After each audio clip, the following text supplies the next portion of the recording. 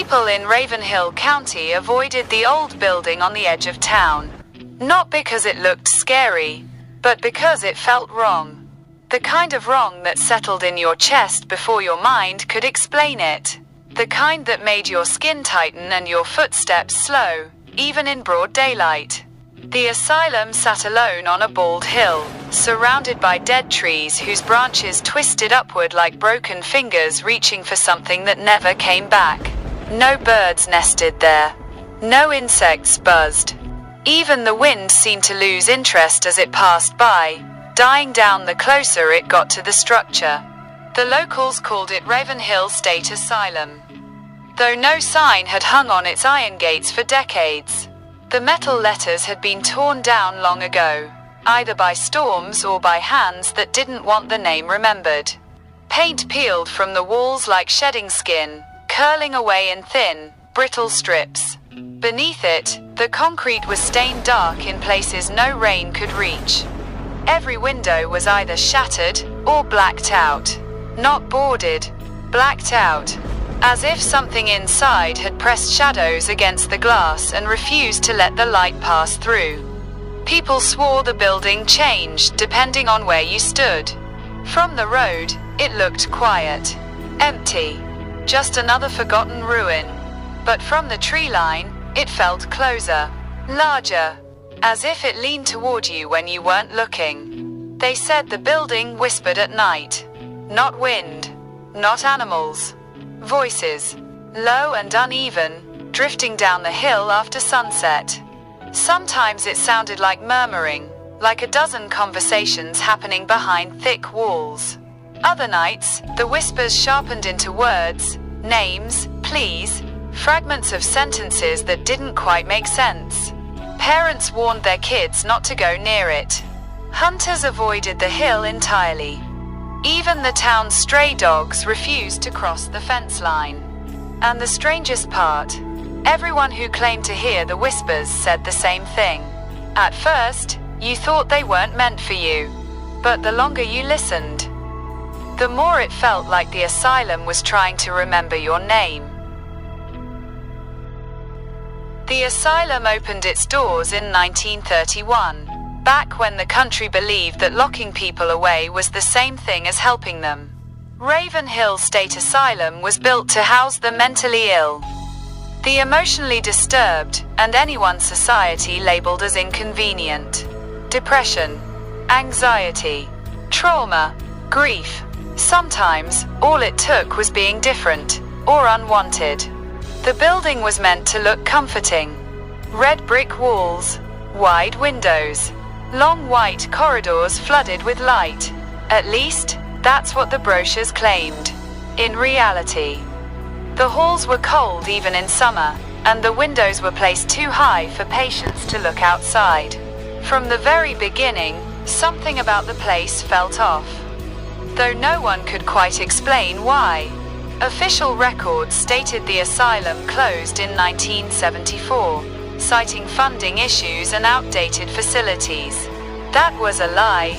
If you dug deep enough, past the sanitized reports and missing files, you found the old newspapers. Yellowed pages tucked away in library basements and private collections. Headlines that never made it past the local press. Patient vanishes from locked ward, entire night staff quits without notice, nurse found dead on asylum grounds, witnesses described patients screaming late into the night. Not the usual cries of distress, but something sharper, more desperate. Staff members began leaving without warning, some abandoning their jobs mid-shift. A few never worked in healthcare again. When asked why, they refused to answer. And then there were the nurses. At least 3 were found dead over the years. One at the base of the hill with no visible injuries. Another in a supply closet. Her body locked from the inside. The third was discovered near the boiler room, her face frozen in an expression of pure terror. No causes of death were ever officially listed. The investigations were rushed. Files went missing. Autopsies were quietly sealed.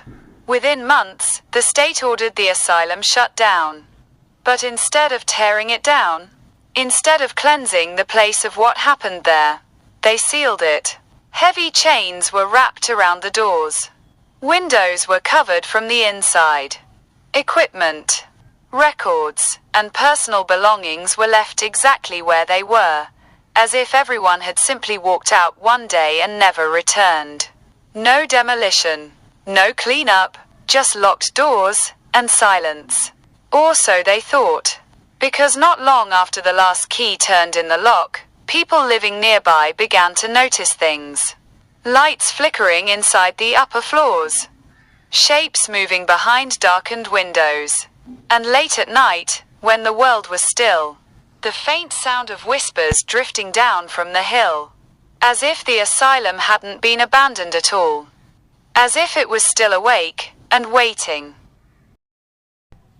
The front gates were chained shut, thick rusted links wrapped tight as if someone had been afraid the building might try to escape. A weather-faded no trespassing sign hung crooked, its corners chewed away by time. Evan didn't even slow down. He'd seen worse barriers on other abandoned sites. The fence, however, told a different story. On the east side, the metal had collapsed inward, crushed flat as if something heavy had pushed its way out rather than fallen in. Vines had grown through the broken links, and Evan had to force himself through. The wire scraping against his jacket. Leaves crunched under his boots as he landed on the other side, the sound unnaturally loud in the quiet. The air changed the moment he stepped onto the property. It wasn't just colder. It felt heavier, thicker, like each breath had weight to it, pressing down on his lungs. Evan paused without realizing it, a strange pressure building behind his eyes. He had the sudden, irrational thought that if he stood there too long, the place would notice him. Like the building was watching him approach. The asylum loomed ahead, larger up close than it had looked from the road. Its windows stared down at him, dark and uneven, like empty eye sockets. One of the main doors hung slightly open, creaking softly as it moved back and forth on broken hinges. Inside, the doors were already open. That bothered him. Abandoned buildings usually fought back. Locked entrances, collapsed stairwells. Barricades left behind by time. This place felt welcoming, as if it had been expecting him. Evan stepped inside and froze. No dust on the floor near the entrance. Not even a thin layer. The concrete was scuffed and marked, as though people had been walking through recently. He crouched, shining his flashlight across the ground. Footprints. Several sets. Different sizes. All heading deeper into the building. None leading back out. Probably teens, Evan muttered, forcing a shrug, though his voice sounded smaller than usual in the wide, echoing lobby. The sound didn't travel the way it should have. It felt swallowed almost immediately, absorbed by the walls. Then the smell hit him. Old antiseptic, rust, and something faintly sweet, like decay. It lingered in the back of his throat, clinging to each breath. Hospitals weren't supposed to smell like this, not even abandoned ones. This scent felt alive, as if it had been trapped here for decades, waiting to be stirred up again. Somewhere deeper inside the asylum, metal scraped softly against metal. Evan's flashlight flickered. And for the first time since arriving, he had the uneasy feeling that he wasn't alone in the building. That something had noticed him, and was listening. The hallway stretched out before him, long and narrow, disappearing into darkness where his flashlight couldn't quite reach. The ceiling lights hung broken and useless. Their glass casings shattered across the floor like brittle bones. On both sides, patient rooms lined the corridor, their doors partially open, as if someone had left in a hurry and never bothered to shut them. Peeling metal numbers hung crooked on the doors, barely clinging to rusted screws. Room 112, Room 113, Room 114. Each step Evan took sent a dull echo ahead of him, though the sound felt wrong, too muted, as if the hallway was swallowing it whole. His camera light swept across cracked tiles and old wheelchairs shoved against the walls. One of them rocked slightly as he passed. He stopped. The chair slowly settled. He hadn't touched it. Evan adjusted the strap on his camera, trying to ignore the tension creeping up his spine. That's when his audio recorder crackled, a sharp burst of static cutting through the silence. He glanced down at it. The levels spiked. Then, a whisper. Soft. Close. So close it felt like warm breath near his ear. Evan. His body locked up. Every muscle froze at once. His heart slamming against his ribs. The name hadn't echoed. It hadn't traveled down the hall. It had been spoken right beside him. No one knew his name. He turned slowly, scanning the hallway behind him. Empty. The doors hadn't moved. The shadows stayed perfectly still. "Hello," he called out, forcing a laugh that sounded thin and strained. "Very funny. You can come out now." His voice drifted a few feet, and died. Silence followed. Heavy. Pressing. Evan exhaled, telling himself it was his imagination, some trick of acoustics. A prank he hadn't seen coming. Then the recorder crackled again. Another whisper slipped through the static. Lower. Rougher. "Don't leave us." The words didn't echo. They didn't bounce off the walls, or fade down the corridor. They felt trapped. Like they had been pressed out through the cracks in the plaster itself. Evan stepped back. His shoulder brushing the wall. The wall was warm. Too warm. As if something alive was moving just beneath the surface. Somewhere ahead, a door creaked open slowly, its hinges screaming in protest. And beneath that sound, barely audible, layered beneath it all, the whispers multiplied. Not one voice anymore. Dozens. Murmuring. Begging. Calling. The asylum had started to speak. And it wasn't finished yet. At the center of the floor sat the old nurse station, a circular desk surrounded by overturned chairs and rusted carts. The glass panels that once allowed staff to monitor the ward had been shattered, leaving jagged edges that caught the beam of Evan's flashlight. The desk itself was buried beneath chaos, clipboards, folders, loose papers scattered as if someone had swept an arm across them in a moment of panic. The files were yellowed and brittle, their edges curled and soft with age. Some were stuck together, dark stains blotting the pages. Evan picked one up carefully, the paper crackling in his hands. He flipped it open. Patient name, Lily Monroe, age, 17, diagnosis, hysteria status, deceased. Evan frowned.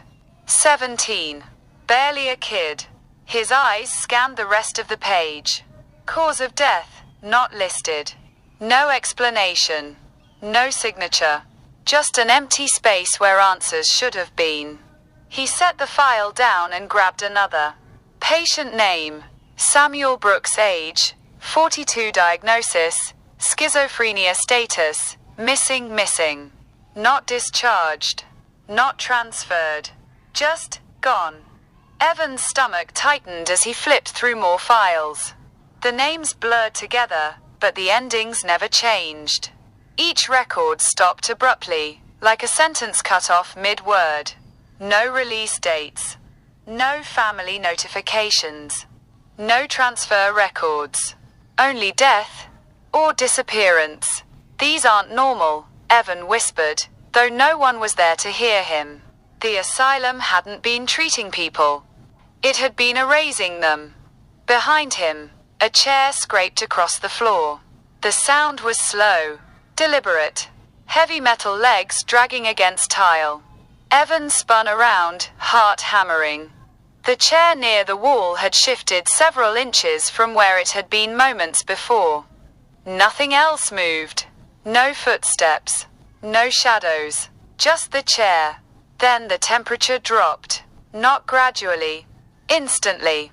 Evan's breath puffed out in pale clouds as the air turned sharp and biting. Goosebumps raced up his arms beneath his jacket. The light above the nurse station flickered weakly, buzzing like a dying insect. From somewhere close, too close, he heard a soft, uneven breathing. Not his own. And as he slowly turned back toward the desk, he noticed something that made his blood run cold. A new file lay open in the center of the station. One that hadn't been there before. The name at the top hadn't faded with age. It was fresh, and it was his. The third floor was worse. Much worse. The moment Evan stepped off the stairwell, the air pressed down on him like a weight. His ears rang, a dull pressure building. As if the floor itself sat deeper inside the building, closer to whatever heart was still beating within the asylum. The whispers were louder here. Constant. They didn't come and go anymore. They overlapped. Voices stacked on top of each other, speaking in broken fragments that bled together into a low, maddening hum. Help me. They hurt us. Doctor's coming. Please don't. Some sounded young, some old, some barely human at all. Evan's flashlight shook as he swept it across the hallway. The doors on this floor were different, heavier, reinforced with thick metal frames. Several had deep gouges carved into them from the inside. Long marks that could only have been made by desperate hands. The sound pulled him forward, step by unwilling step, until he stood in front of room 317. The whispers seemed to pour out from behind its door. It was slightly open, just enough to reveal darkness inside. The hinges didn't creak when Evan pushed it wider. The door moved too smoothly, as if it had been opened recently. His light slid across the room, and his breath caught in his throat. The walls were covered in scratch marks. Thousands of them, layer upon layer, crossing over each other, cutting through old paint and into the plaster beneath. In some places, the scratches formed words, letters carved deep and jagged, as if fingernails had been worn down to bone. Let us out, he lies, we never left. Evan swallowed hard, his mouth dry. In the corner sat a rusted hospital bed, its mattress torn open. Stuffing spilling out like exposed organs. Leather restraints dangled from the frame, swaying gently even though there was no breeze. And then he saw it. Something else. A figure stood near the far wall. A woman in a torn nurse's uniform, the fabric stained dark and stiff with age. Her posture was wrong. Too still, too rigid. Her skin was pale, almost translucent, stretched tight over sharp cheekbones. Her eyes were sunken deep into her skull, black and empty, like hollow pits that swallowed the beam of Evan's flashlight. She didn't move, didn't blink, didn't breathe. She just stared at him. The whispers fell silent. The sudden quiet was worse. Ma'am, Evan whispered, his voice barely making it past his lips. His heart pounded so hard he could feel it in his throat. I don't want any trouble. The woman's head tilted slowly to the side. Her mouth opened. And when she spoke, it wasn't her voice. It was all of them. Every whisper in the asylum poured out at once. Men, women, children, layered together in a single, horrifying chorus. You shouldn't be here, they said. You never listen. He's still watching. The lights flickered violently. The temperature plummeted. Evan's flashlight died in his hand, plunging the room into darkness.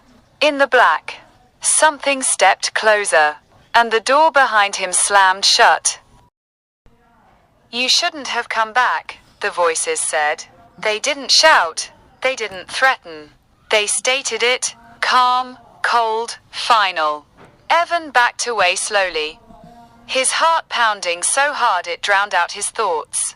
His heel caught the leg of the hospital bed, and he nearly fell. The leather restraints rattled as he steadied himself, the sound echoing far louder than it should have. The nurse took one step forward, then another.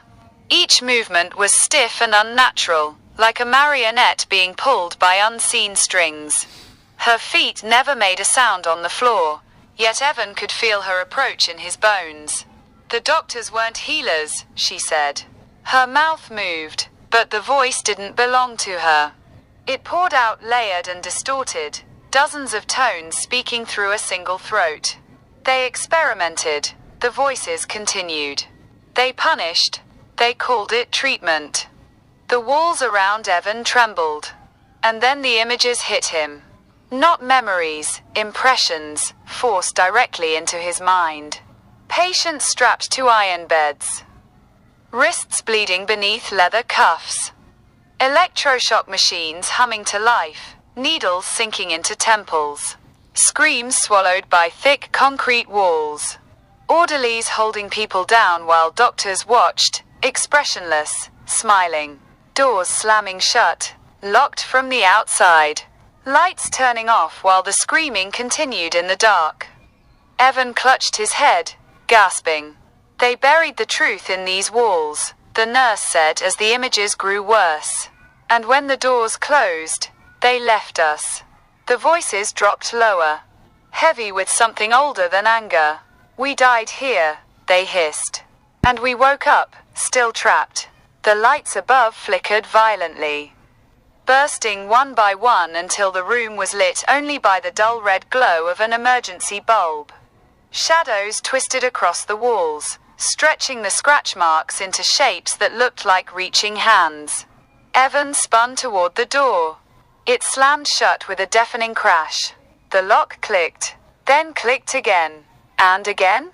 Every door on the floor began to slam in sequence, echoing down the hallway like a heartbeat. The nurse stopped moving. She smiled.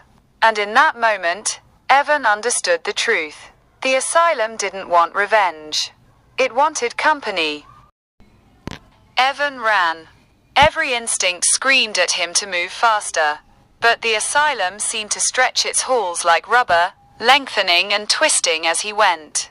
His boots pounded against the cracked tiles, echoing far too loudly. Each step met with a chorus of whispers that trailed him like shadows.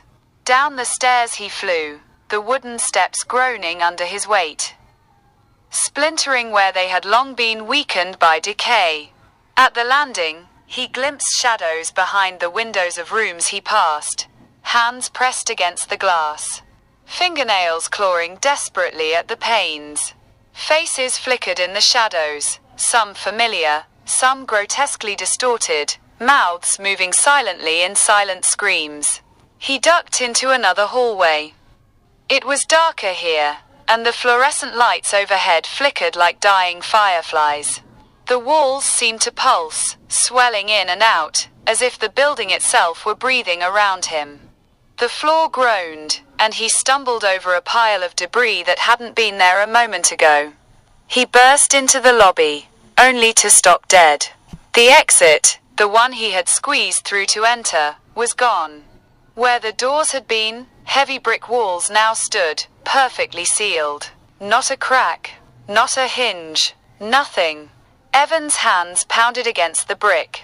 Cold, hard, unyielding. And then he realized, it wasn't just the doors. The entire asylum was changing. The hallways he had memorized seconds ago no longer led anywhere. Staircases twisted impossibly. Corridors bent at wrong angles. The ceilings dipped and rose like a living, breathing thing, and shadows moved with a life of their own. The whispers grew louder, closer, surrounding him. He spun in a circle, trying to locate the sound. You wanted our story, the voices said. They weren't coming from any one direction. They were all around him, deep inside the walls, beneath the floor, curling from the ceiling. Now you're part of it, Evan screamed, barreling down yet another corridor, the walls stretching endlessly. The whispers surged into a deafening chorus. Please, warnings. Cries of rage, of sorrow, of terror. He tried to run faster. Tried to escape. But no matter how far he ran, the building kept up. It wasn't just following him. It was consuming him. And with every step, he could feel it pulling him closer, folding him into its walls, adding his fear to its endless chorus. The asylum didn't just trap bodies. It trapped souls. And Evan Carter was next. 3 days later, the town was buzzing with concern. Evan hadn't returned, and calls to his phone went straight to voicemail. Friends and family grew frantic, reporting him missing to the police. The authorities started at the base of Ravenhill Hill, where Evan's exploration had begun. His car was still there, parked neatly at the side of the road, untouched. Dust had begun to settle on it. Except where his footprints and tire marks had been. No sign of struggle outside. No indication he had gone anywhere on foot. At the front gate, partially hidden among the weeds and fallen leaves. Police discovered his camera. The lens was intact, the SD card still inside. Back at the station, officers reviewed the footage. It began like any exploration video. Evan's voice narrating the crumbling hallways, joking about the creepy building. The video showed him entering the asylum, flashlight cutting through the darkness. Until he reached room 317. And then it ended. The last 30 minutes weren't visual, they were audio only. Whispers. Constant. Overlapping. Incomprehensible and yet chillingly clear at the same time. Screams. Some human, some not. A voice that could only have been Evan's, panicked and broken, cut through the chaos. They're still here, and they don't want to be forgotten. Technicians tried to enhance the audio, hoping to make sense of the cacophony. They discovered faint footsteps pacing in irregular patterns. Doors opening and slamming, and breathing that didn't belong to any single person. When the police returned to the asylum to search room 317, they were met with more than just eerie silence. The room was empty, the rusted bed untouched, yet the walls told a story. Scratched into the plaster, fresh, deep, deliberate, was a new name. Evan Carter. The officers stepped back, uneasy. No one could explain how the scratches appeared. No fingerprints. No tool marks beyond what the human hand could leave. Locals whispered that the asylum had claimed another soul. That the building didn't just trap people, it marked them, folding their existence into its endless, whispering walls. And some say, if you stand on the hill at night, just past the edge of the town, you can still hear it, a new voice, thin and trembling, joining the chorus. Evan Carter's voice, calling your name, waiting, forever. Ravenhill Asylum still stands.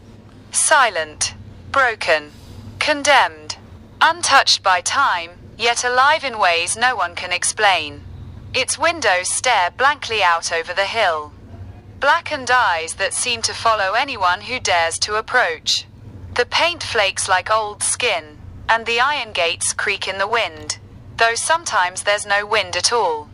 Locals warn against going near it. Some say that if you stand just beyond the fence at night, when the world is quiet and the stars are hidden behind clouds, you can hear footsteps moving inside the building. Heavy, dragging footsteps, slow, deliberate, and then, a man's voice, strained, desperate. Please, let me out. It carries on the wind, faint, almost blending with the trees. The brave, or foolish, who stay a little longer swear they hear more than one voice, overlapping, whispering, calling. And sometimes, if you really listen, really focus, the building whispers your name. A soft hiss that curls through the night, threading itself into your thoughts, into your memory. A voice that knows when you're afraid, when you're alone, when you step too close. Because once the asylum knows you, it never lets you leave. The walls remember, the floors remember, and the whispers never stop. People who vanish near the hill are never found. Their names, their faces, folded into the chorus of the asylum. Part of it, alive, trapped, screaming softly behind the paint and brick. Some nights, when the wind dies down and everything else is still, you can hear it even from the road, the whisper of a new name.